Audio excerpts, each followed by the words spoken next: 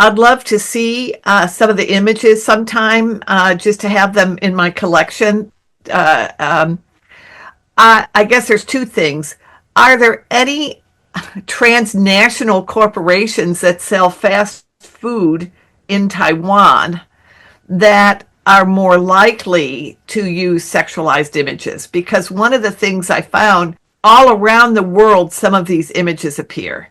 And sometimes the transnational corporations are very selective. They might even be more intensely misogynistic outside of the United States than inside. For instance, it's in Europe that we find trucks taking pigs to slaughter that show sexualized female pigs on their back or on the side of the trucks that's carrying these pigs. That's not something you find in the United States. So there are different sort of ways that this follows through. Now, the cartoonish nature of pigs, I think you're right, is probably reinforcing a sort of juvenile view. And that's interesting, too, because most of the animals are killed when they're very young. Still, we might consider them babies or youth. So it's actually reflecting that. But if the animals are inviting consumption, sort of like on a menu where they're holding, a chicken holding a plate of chicken wings or wings that belong to a chicken, there was someone who called that suicide food. And they're reinforcing the idea that they want to be consumed.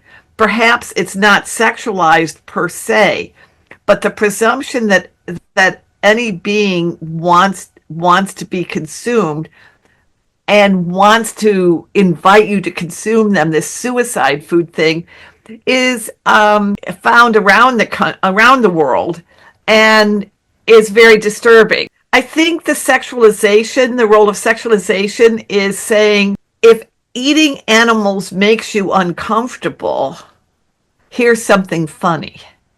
So, for instance, you're behind that truck in Europe that's showing a sexy pig, and you're thinking at first, well, oh my gosh, there's pigs in that truck. Where are they going? And you might know enough about them to think, well, this is the first time they're seeing daylight.